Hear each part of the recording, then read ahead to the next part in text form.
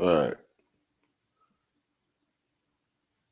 So this is kind of like a part two dealing with Semitic.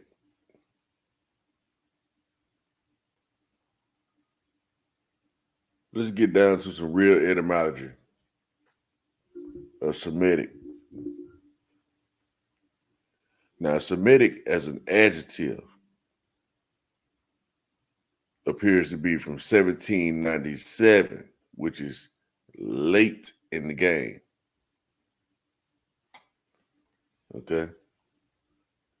Denoting the major language group that includes Hebrew, Arabic, Aramaic, Assyrian, etc. So now understand that Semitic is talking about a major language group. So a group of people that speak a certain language. The people themselves are not necessarily the language.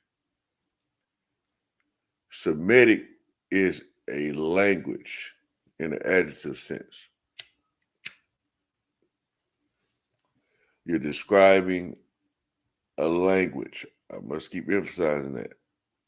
And whoever speaks that language is considered Semitic, or is considered a Semitic speaker, because we all know you can speak more than one language. So let's continue. It says distinguished by triliteral, verbal roots and vowel inflection. Now it says 1836. In 1836, it was as of or pertaining to Semites. So it didn't pertain to people you would call Semites until 1826. From medieval Latin, Semiticus, source of Spanish, Semitico, French, Semitique, German, Semitisch, from Semita, see Semites. All right. So the word Semites didn't arrive until 1826. And it came from medieval Latin. And so this word became a part of Spanish, French, and German via Latin. And the word, again, Semitic itself didn't come around until 1797, and it was only talking about a major language group. Now, as a noun, as the same of a linguistic body, a linguistic family, right? It's as of now, as a noun, as the same of a linguistic family from 1813. So it says it's still talking about a family, a language family, linguistic language family from 1813, which is still late in the game. But they didn't create the word Semite in the Semitic in a noun form until 1813. And when they did, it was only regarding a language. It's in non-linguistic use. It is perhaps, right? Perhaps. That don't mean that mean they don't know for sure. It's in non-linguistic use, it is perhaps directly from German Semitisch. So you see, perhaps directly from German Semitisch in non-linguistic use. But they still don't know. It sounds like the Germans are trying to include themselves in the mix. It says in recent use, often with the specific sense Jewish, okay? In recent use. is referred to as Jewish, but not historically so. Delimited. So basically, it wasn't referred to as that at first. Okay. It says in recent use. Okay. So that's where the German part come in at. Often with specific sense Jewish. So you know how they say anti-Semitic and all that type of stuff? Anti-Semitic and all that type of stuff, they're really talking about Jewish in the recent times. Okay, so that's how everybody just automatically get programmed to say Semitic means Jewish, but that's not necessarily the truth. That's not the truth. Okay, so now, well, I mean, that's how everyone look at it. So that is true, but is that the origin? No. All right, so Semite as a noun. 1847, a Jew, Arab, Assyrian, or a Romanian. And apparently isolated use from 1797, right? It's an apparently isolated use from 1797 refers to Semitic language group. Okay, so they're saying before the 1797 and before, it was used as a language group, right? Even afterwards, though. They say an apparent, right? An apparently isolated use. So the way they use it now is isolated. It's like somebody created their own thing when they say isolated, like put by itself, right? To make it mean something else.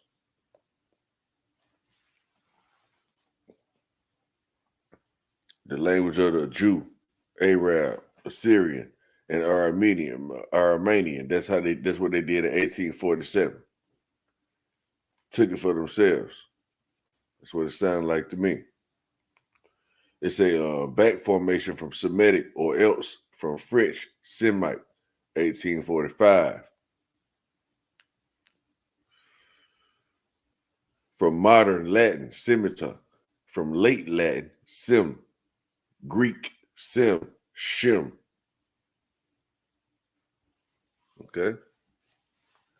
One of the three sons of Noah, Genesis 21:30, regarded as the ancestor of the Semites in the Bible-based anthropology. Okay? Not no actual factual stuff here. When it comes to trying to make turn these people into trying to make these languages be people.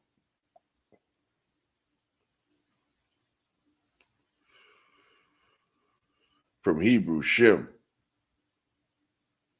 In this modern sense, it is said to have been introduced by German historian August Schlosser in 1781.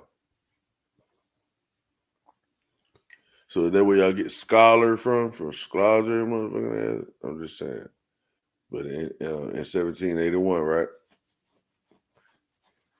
They say the credit. I'm reading this little, they're behind shit in this, so they don't want to have it bold.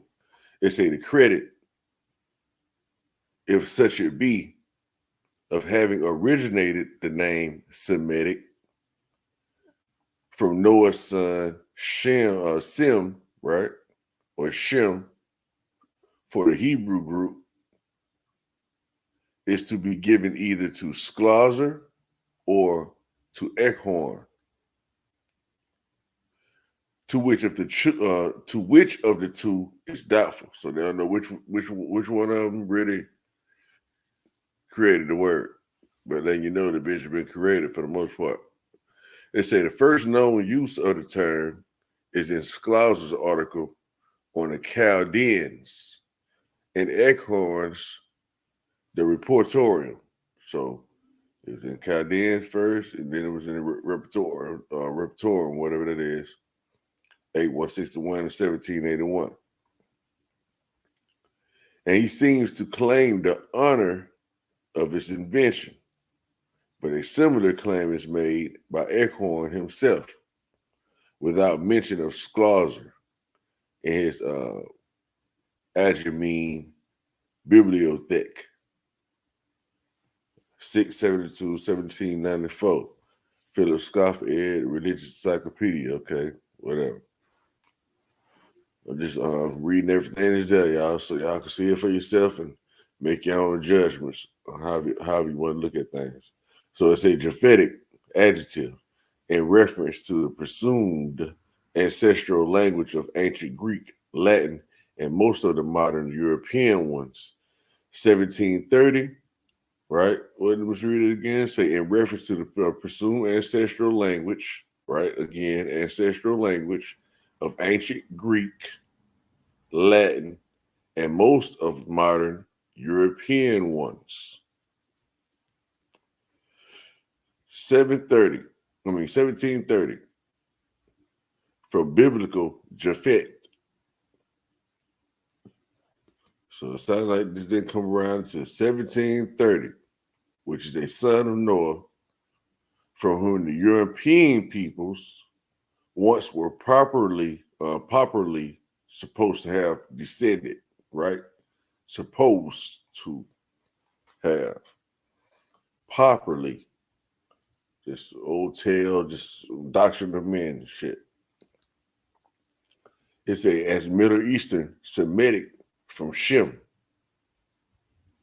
So this language, Japhetic, seems to come from Middle Eastern Semitic, which comes from Shem, like we just read. These are languages here. And it sounded like to me that the language Japhet comes from the language Shem. And then it says African Hamites from Ham. Compare Aryan, right? Related Jeffersonian or something like that, 1752. So now it's about to explain how the Aryans, so-called Aryans, become the people of Japhet, if I'm mistaken, right? But then remember that they had this thing called the Hamitic curse that they saying black people come from. They saying black people come from Ham. And they also try to curse Ham. And actually not try to. Everyone on the East, many on the East, takes heed to this doctrine, even on the West, takes heed to this doctrine. So many people agree in so many ways that we are the people of Ham and we are the cursed ones. Okay? So let's continue. You know, Noah cursed his son type stuff they was talking about. All right, so let's see where else let's see. All right, so let's go into Japhet right quick. It's one of the three sons of Noah from late Latin, Japhet, from Greek, Iphet, from Hebrew, Yefet, perhaps literally enlargement, from causative form of the stem, PTH, to be wide, spacious. Okay? To be wide and spacious. We're saying Japhet. So let's continue with entries linking to Japhet. Excuse me, y'all. About 1 o'clock my way in the morning. So it's a Japhet adjective in reference to the presumed ancestral language again of ancient Greek, Latin, and most of all, I read it already. Yeah, I already read that down. So let me keep going. So let's get to Hamitic, which is the adjective. It's a Hamitic adjective of or pertaining to the language group that includes ancient Egyptian, Berber, Gala, etc. 1842 from Ham, Cham. So the Ham and Cham deal Don't sound like it came along until 1842. It's a Ham, Cam, named of the second son of Noah, Genesis 18:19, whose four sons were popularly believed to have populated Egypt and adjacent regions of Africa. Wait, man. Think about this, y'all. I can't be reading this. Hold up, man. So it's a 1842 from Ham, Cham. Okay. So the Hamitic word didn't come along until 1842.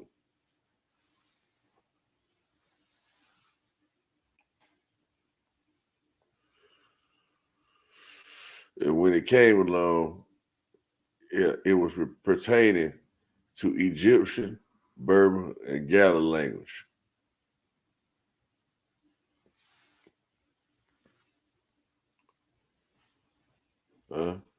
And the idea came from the popular story of the Bible.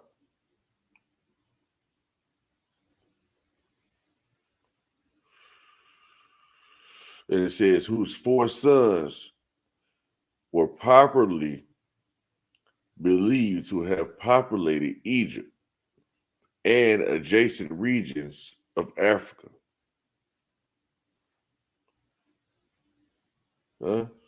So they say they populated Egypt. And if it's supposed to be the Hermetic curse, that means people on the East definitely believes that these are the Negroes, aka blacks. And if that's the case,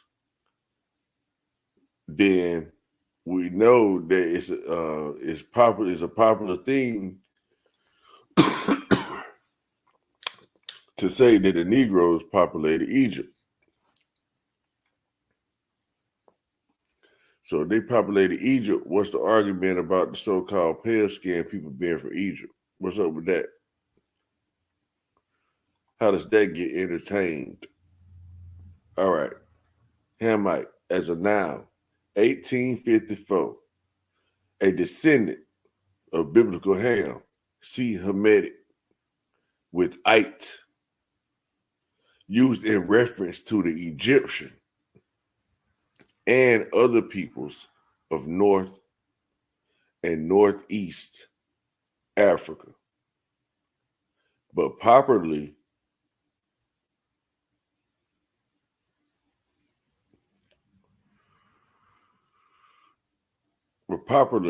I think that's how you say that shit. I'm saying, I can't really form that word that good.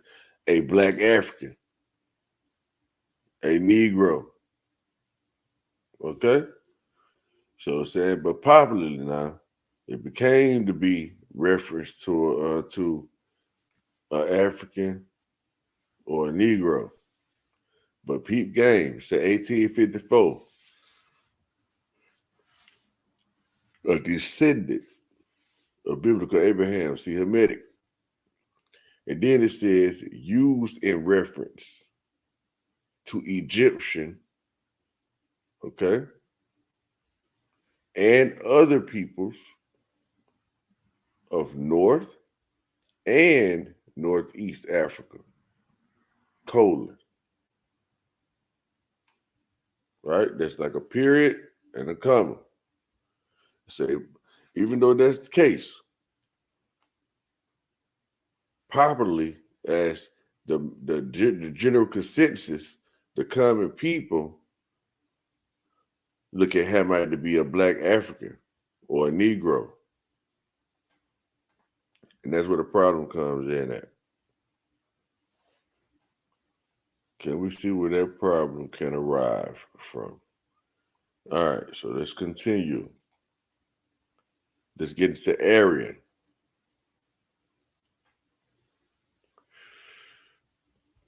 All right, so it says 16th century, this is the 1500s we're talking about, as a term in classical history from Latin, Arianus, Ariana, from Greek, area. Names applied in classical times to the eastern part of ancient Persia and to its inhabitants. What? Ancient Persia. That's where the Aryans basically are, right? In the 16th century, 1500s, it says as a classical term, and classical, as a term in classical history, from Latin, Arianus, Ariana, from Greek, area or area. Names applied to classical times to, to the eastern part of ancient Persia and to its inhabitants. So, who was in ancient Persia and who were the inhabitants there?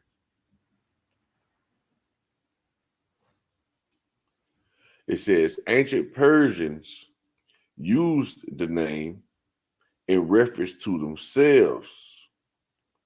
Old Persian, Arya, they were called Arya, hence Aaron. I'm saying, hence Iran. So what we call in Iran is Aryan.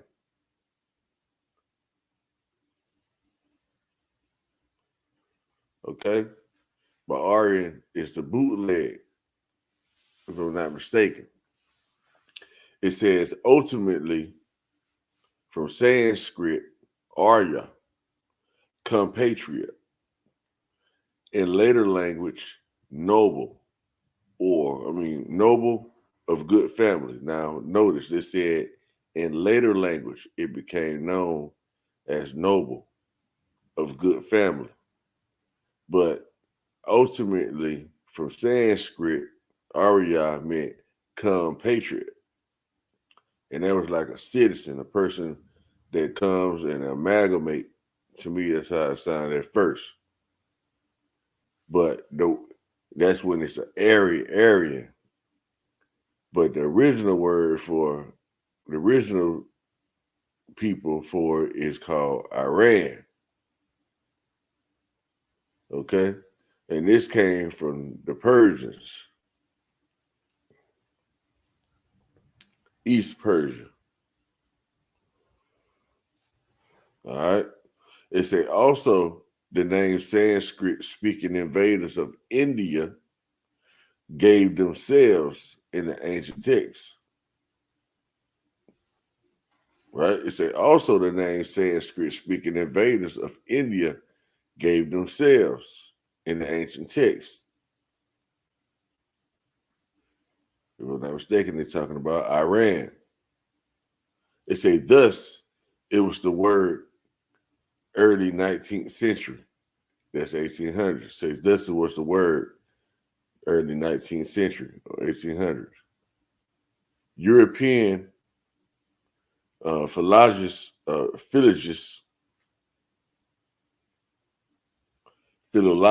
was, I think, say philologist Frederick Skigel, 1819, who linked it with the German or Ehre, meaning honor, applied to the ancient people we now call Indo-Europeans, suspecting that this is what they called themselves. That's what he told on himself at. So he don't know if that's what they called themselves or not. And he tried to slide Europeans in the mix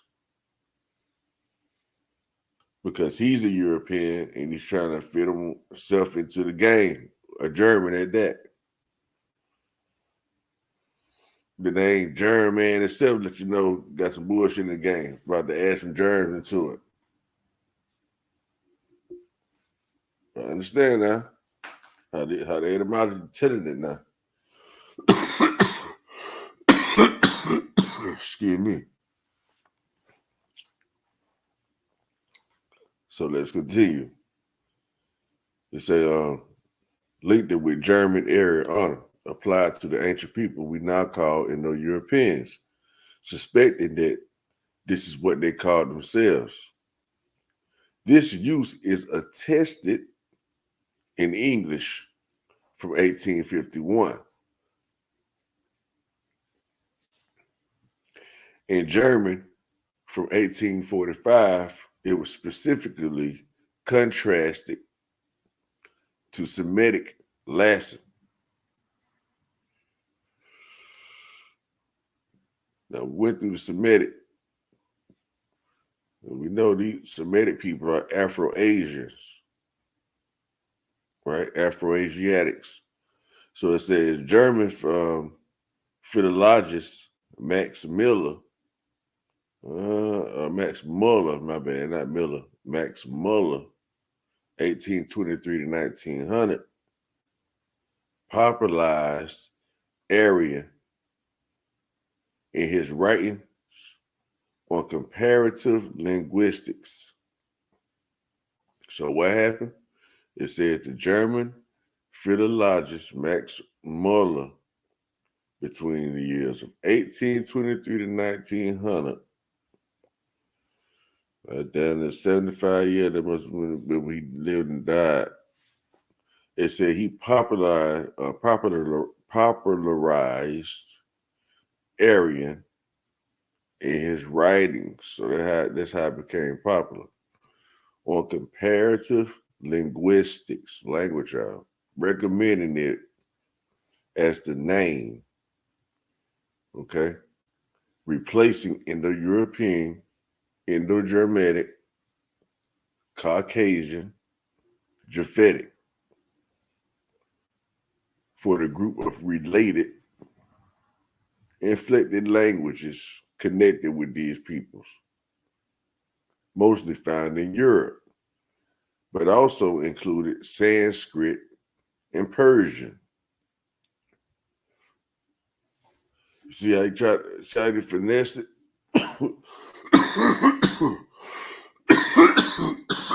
Yes, sir. Yes, sir. We're trying to see what's going on here. And I'm just relaxing, just getting to y'all. So when you say Aryan now, it went from Iran, from Persia, to add in Indo-Europeans, and went to where they just hijacked it all together so you don't even know it's Iran no more, and dealing with Persia and all that. You don't even really know that no more. So let's keep going. And you see how they added Caucasian, right? Caucasian not even a real thing. I hope I got a piece where I can show y'all that too. If I don't forget. But that tripped me out. I was like, hold up, man. What's going on? So, say Caucasian Japhetic for the group of related inflected languages connected with these peoples mostly found in Europe, but also including UK. They say the spelling Aryan was used in this sense from 1839 and is more philologically correct. So it still sounds like some word play they playing right there when you're saying philosophically correct. So not correct, but kind of correct as an idea. But you feel me? It says, but it caused confusion with Aryan. So they're saying this word actually caused confusion. It's the term in ecclesiastical history. All right. So ecclesiastical history. It sounds like what they use the term as. And they say the spelling was used in this sense from 1839, and it's more philologically correct, but it caused confusion with Aryan, the term ecclesiastical history. Wow. So if everything is based on ecclesiastical law, And they're saying that the game got messed up, right? Because certain people claim they got rights. So they say it got confused. So man, I don't want to think too much out loud. But for the one that know, y'all might hear where I'm going with it. Because it's saying that Aryan, the spelling of Aryan caused confusion. So God is not the author of confusion, huh? It say the terms for God, for house, for father, mother, son, daughter, for dog and cow, for heart and tears, for axe and tree, identical in all the European, it's a identical in all the Indo-European idioms, are like the watchwords of soldiers. We challenge the seeming stranger, and whether he answer with the lips of a Greek, right? He said, we challenge the seeming stranger, and whether he answer with his lips of a Greek, a German, or an Indian. Hold on now, they just equated Greek, Germans, and Indians. And when we speaking of Indians, they're mainly talking about from in the area of India, the stereotypical Indians, which is not an American, okay? It says Greek. Let me read that sentence again. It said, we challenge the seeming stranger, right? We seem like a stranger, but really not. And whether he answered with the lips of a Greek, a German, or an Indian, we recognize him as one of ourselves, right? This is from Muller, History of Ancient Sanskrit Literature. Ain't that something? See, because he was explaining that, I guess, like God is a universal term, that all of them know what God is. All of them speak the same tongue when it comes to house, or father, or mother, or son, or daughter, so on and so forth, dog and cow. So, yeah, that's basically what he's saying. If they speak the same tongue, is only right that he just include them all in under the word Aryan. You understand? Trying to justify their shit. That's what he's trying to say. But nah, that ain't how that shit go. So they're explaining how they ran this play down on us, man. We're getting there. We're gonna keep getting closer and closer to the light where you can see what I'm leading y'all to. Well, not necessarily leading as a leader now. It's a because one thing about us Americans, we got our own goddamn brain. The true Americans, we ain't talking about Indo Americans, Euro Americans, and all these other adjective Americans. We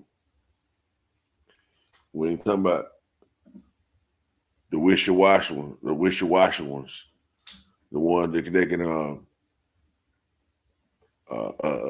haul ass and go back to where they from with no problem. But they still got people that live in certain places where they still speak their languages and all that. You understand what I'm trying to say? Yeah. Most Negroes in America only speak one language for a reason, because this is our mother tongue. You understand what I'm saying? And it don't sound like the rest of y'all. Anyway, I'm getting all beat. Hold on, let me get back on track. So it say Aryan was gradually replaced in comparative linguistics in 1900. Well, in the 19th century, so that's 1800s, by Indo-Europeans. What did it say? Aryan was gradually replaced. See this spelling right here. Remember that they said they switched up the spelling. Remember? And it was causing a problem at the top in ecclesiastical history.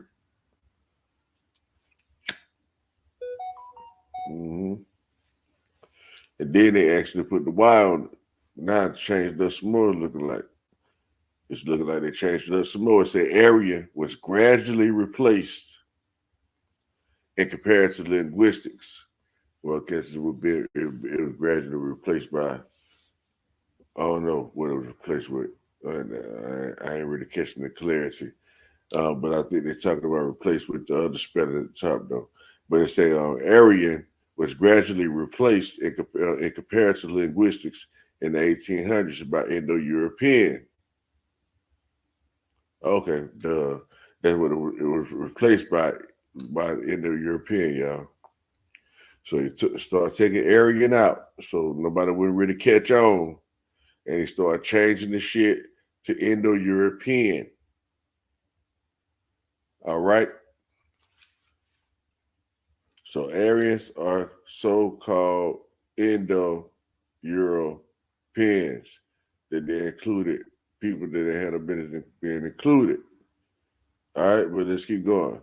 It said except when used to distinguish Indo-European languages of India from non-Indo-European ones. Okay?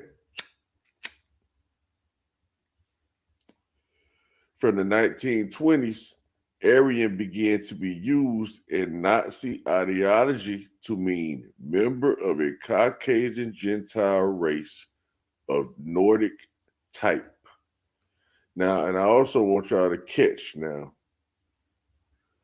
when it said in the European language, right? It said India. I think I explained it already, though. Well, no, I didn't that part. But you know how they said it, except for when they are referring to Indo-European languages of India from non-Indo-European Indo-European ones. So now you know they're saying now when it comes to languages and all that, India is not Indo-European. But when it comes to so-called a people group, yeah, they're included in Indo-European with us. That's how they plan it. And then peep game. It says from the 1920s now, Aryan began to be used in Nazi ideology to mean member of a Caucasian Gentile race, right? A Caucasian Gentile race of the Nordic type.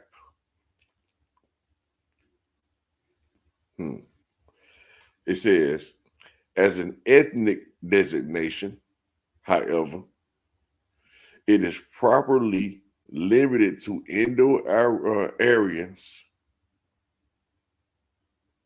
Not, Iranians, I mean, it is limited to Indo-Iranians, most justly to the latter, and has fallen from general academic use since the Nazis adopted it. You see how they hid stuff,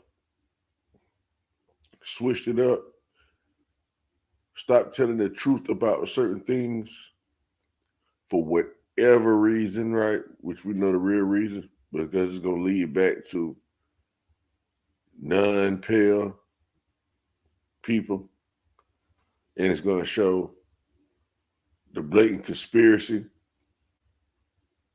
All right, but let's continue.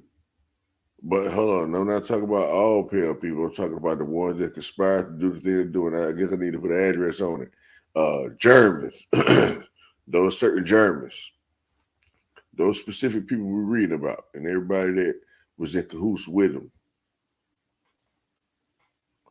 Because everybody been tricked. For real, for real. So it says Iran, country name, from Persian, Iran, from Middle Persian, Iran, meaning land of the Iranians, genitive plural of and Iranian, from Old Iranian, Arya, Old Persian, Arya, dash Avestan, Arya, Iranian, meaning Iranian, from Indo-Iranian, Arya or Arya, a self-designation, perhaps meaning compatriot, perhaps meaning, right? C, Aryan. So think Iran, like I said again, predates Aryan. And so they don't necessarily know what Iran means, but they know what they said Aryan means, because that's a fairly new word. Okay. So it said the country name for Persian, Iran. That's the country name. From Middle English, Aran, meaning land, or the Iranians. So it appears that Iran is not necessarily a language. It's a genitive plural of Iranian, from Old Iranian. So that's their language. Arya, Old Persian.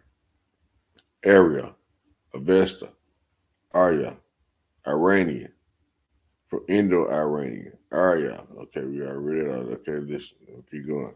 It says in English it began to be used, right? In English it began to be used 1760s. So in English it began to be used in the 1760s, it should say, I guess. It says by Orientalists and linguists Alexander Doe, William Jones, in historical context, and usually with a footnote identifying it with modern Persia as recently as 1903. Century Dictionary, or sorry, it say recently as 1903 Century Dictionary defined it as the ancient name of the region lying between Kurdistan and India. In 1935, the government of Reza Shah Pahlavi requested governments with it which it had diplomatic relations to call his country Iran after the indigenous after the indigenous name rather than the Greek derived Persia. The Greek derived Persia. All right, so it says the Greeks derived the name Aryan for the Persians, is what it sounds like it's saying. But it's saying the indigenous name is not what the Persians called it, it's what they called it, and they called it Iran. So they told the government that they had diplomatic ties with or relations with in 1935 to put some respect on their name. Now, let's check out this Caucasian thing. It's an adjective, right? It says 1807, of or pertaining to the Caucasus Mountains, QV, with IN. So it's like whenever they have IN on it, or, it says applied to the white race, 1795. Okay, in Latin, by German anthropologist Johann Friedrich Blumenbach. Okay, so now check this out now. It says in 1807, it was of or pertaining to the Caucasus Mountains, right? That's by itself. And then it says, well, that not by itself. That's when it's with the IAN on the end. That's when that word came about in 1807. And then it says, applied to white race, 1795.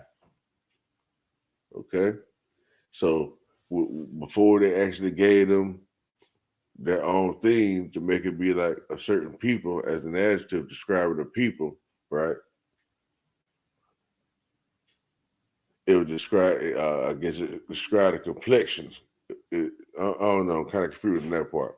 But trying to see what I'm saying, it'll clean it up in the end, but right there in that mix, it ain't really making that much sense when it comes to try to see, because it's gonna boil down to Caucasian just being fake, period. All right. This guy just inserted some shit and just made these folks up. All right, I'm telling you that right now. So it don't even really apply. So when I found that out, I was like, okay, that still doesn't really matter, but I'm still trying to make sense out of what it was saying. Okay, because it seems like I got it kind of backwards or something when it says 1807 of or pertaining to the Caucasus Mountains. Okay, I get this what it's saying. Maybe it's just saying it was just pertaining to the Caucasus Mountain period when you talk about a Caucasian, anybody in the Caucasus Mountains period. All right, but then it says it applies to the white race, like an actual race of people when it comes to like white skin. It was applied to them in 1795 in Latin. Okay, so I don't know. Let's keep going. They said this where the lie come in at. Not necessarily a lie, but this where the bullshit come in at right here by this guy. It said 1795 in Latin by German anthropologist Johann Friedrich Blumenbach, 1752-1840, who in his pioneering treatise on anthropology distinguished mankind into 5 races: Mongolian, Ethiopian, Malay, Native American, and Caucasian. Now, there was another part where they left the native off. See, because that native parentheses, you don't have to have native. It's American. That's what it is. Because Native American is a person that's born in the United States. It don't matter about a nationality. You understand what I'm saying? So technically, it's just American. All right, but anyway. So let's say in the later group, he included nearly all Europeans except Lapps and Finns. So he included Armenians, Persians, and Hindus, as well as Arabs and Jews. Okay, you see why they're creating this whole new thing? And you see who they're saying is all Caucasian, who he designated to be Caucasians, Armenians, Persians, and Hindus, as well as Arabs and Jews. His attempt at division was based on physical similarities in skulls, people. That's how he did it. Well, I'll be damned. Huh? In skulls. That's how he dictated what was what. Ain't that crazy? Mm-hmm. Now let's read this little part. It say Blumenbach had a solitary Georgian skull, or Georgian skull. And that skull was the finest in his collection, that of a Greek being next. Hence, it was taken as the type of the skull of the more organized divisions of our species. More than this, it gave it its name to the type and introduced the term Caucasian. Okay, y'all hear what's going on right here? It's saying he just took the skull, and actually this skull is from Georgia, in the United States, Georgia. Let me tell it, right? And according to what I looked into, that's what it's looking like to me. But it says right here, what it say? Never has a single head done more harm to science than was done in the way of a posthumous mischief by the head of this well-shaped female from Georgia. Okay? So he threw bullshit in the game. He took a skull, y'all, that was from Georgia, a Negro, and named it a Caucasian, named it Caucasian, created a whole new race of people